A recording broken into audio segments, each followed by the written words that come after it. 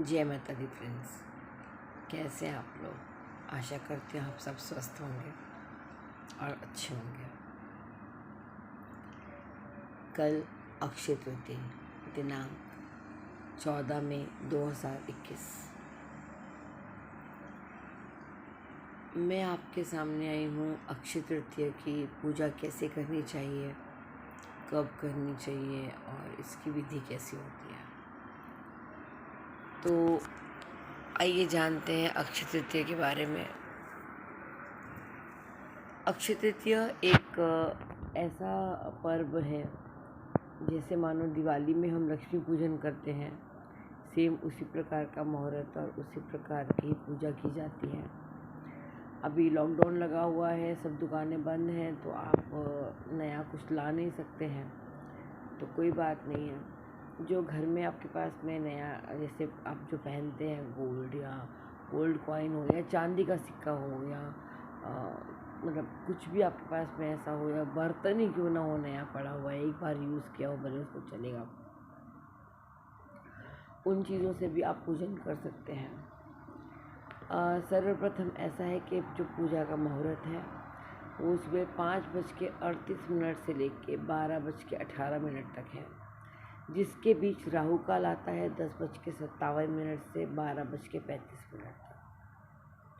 तो ये जो टाइम है 10:57 से लेकर 12:35 तक, इस दौरान आप पूजा नहीं कीजिएगा क्योंकि राहु काल में अच्छी शुभ पूजा नहीं होती है। परंतु क्योंकि कल अक्षय तृतीया है और अभिजीत मुहूर्त 12:30 के बजे से शुरू होता है, उसमें आप किसी प्रकार का भी पूजन कर सकते हैं, चाहे वो गृह प्रवेश हो, चाहे शादी का मुहूर्त हो। अक्षय तृतीया के दिन कुछ ज़्यादा देखा नहीं जाता सिवाय राहु काल के। पूरा दिन बहुत अच्छा है और हर एक राशि ग्रह के लिए कहीं ना कहीं ये बहुत अच्छा दिन रहने वाला है। चलिए बताती हूँ मैं आपको कि अक्षय तृतीया के दिन कैसे पूजा करनी चाहिए।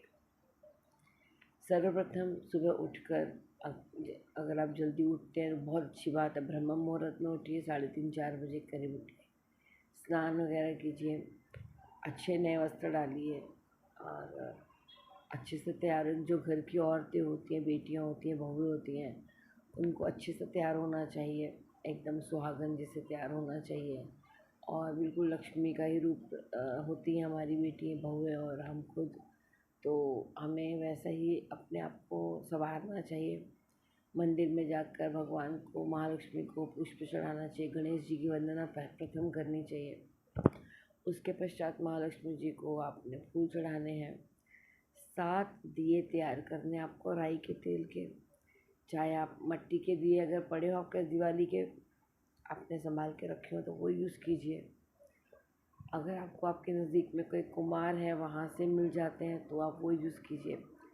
कदाचित ये दोनों चीज़ें आपके पास नहीं है तो आटे के भी 7 दिए बना के रख सकते हैं। प्रेफर कीजिएगा कि मट्टी के दिए हो, अगर नहीं है तो आप आटे के दिए बनाइए। अब ये 7 दिए आपने जो है थाली में रखने हैं। लक्ष्मी जी का श्री यंत्र अगर आपके पास में है आप उससे रखिए। आप 7 पुष्प रखिए, कपूर, हल्दी, चंदन सब, और जो भी आपके पास जेवर है या चांदी है या बर्तन है, जो भी आप उसको भी आप पूजा में रखिए। आपको ये 7 दिए जो हैं आपको पूजा करनी है इनकी। इन 7 दियों को आपने चंदन का तिलक लगाना है। आपके घर में जो सोना चांदी जो पड़ा हुआ है, जो आपने नया नहीं खरीदा है, उसको आपने पंचामृत से स्नान कराना है, जिसमें दही, घी, शक्कर, दूध और क्या कहते हैं तुलसी, ये सब 5 चीज़ों, घी, ये सब जो है उनमें मिक्सचर और पंचामृत बनाना है। पंचामृत से माँ लक्ष्मी के श्री यंत्र को स्नान करवाएं। आपके पास छोटी मूर्ति है तो आप उसको से स्नान कराएं और उसके बाद में शुद्ध जल से धो करके उनको स्थापित करना है। उनको भी चंदन लगाना है और जो आपने सोना चांदी या बर्तन जो भी है उसको अपने दूध से और पानी से धो के साफ़ करके आपको वहाँ पर स्थापित करना है। उनको भी आपको चंदन का तिलक लगाना है और माँ लक्ष्मी का नाम स्मरण करना है। इसको आपने 3 बार अगर दिन में करते हैं तो ये आपके लिए बहुत अच्छा फल प्रदायक। इसमें धन जो है वो बहुत अच्छे से, मतलब धन, रुका हुआ धन भी मिल जाता है इससे, और महालक्ष्मी की कृपा बनी रहती है। तो ये जो 3 बार पूजा है, तो इसका मतलब ये नहीं कि आपको 3 बार साथ साथ दिए जलाने हैं, नहीं। आपको सुबह में दिए तैयार करके मंदिर में रखने हैं थाली में डाल के। इनको आपको जलाना शाम को है, सुबह में नहीं, ठीक है। सुबह आपने माँ लक्ष्मी की एक माला कर ली। जैसे कि स्टार्टिंग अगर मैं बोलूँ तो अभी तो सबका टाइम ही टाइम है, तो एक माला आराम से हो सकती है, जो कि आप करेंगे ओम ह्रीं श्रीं महालक्ष्मी नमः। ओम ह्रीं श्रीं महालक्ष्मी नमः। इस मंत्र जाप का आपको 108 बार जाप करना है।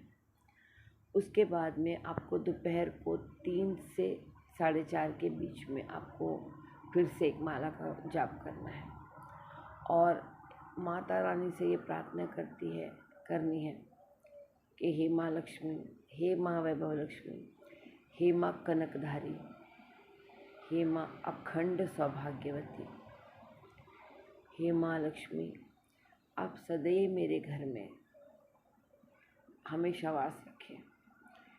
इस घर से दुख, दारिद्र, गृह कलेश, रोग इत्यादि सभी व्याधियों का विनाश करके सुख, समृद्धि, बरकत, कार्य में कुशलता और निरोगता, आरोग्यता ये प्रदान करें। उसके बाद शाम को आपको सांझ को 6 और 7 के बीच में फिर से अच्छे से तैयार होकर महालक्ष्मी जी के पास बैठकर एक मंत्रमाल करनी है। ये 7 दिए जलाने हैं। एक दिया आपको मंदिर में रखना है महालक्ष्मी के समीप। 2 दिए आपके दहलीज पे जलाने हैं। एक दिया किचन में जहाँ पर पानी का मटका होता है वहाँ रखना है, ये पितरों के लिए होता है। और बाकी के दिए जैसे आपके नॉर्थ एरिया, आपका जो कुबेर का जहाँ पर वास है वहाँ रखना है। एक दिया आपके बाथरूम के समीप जहाँ पर हम पूरा मल मूत्र निकालते हैं वहाँ रखना है। ऐसे प्रकार के 7 दिए आपको अपनी अपनी जगह पे स्थान देना है। और एक दिया आपको साउथ में रखना, साउथ एरिया में रखना है।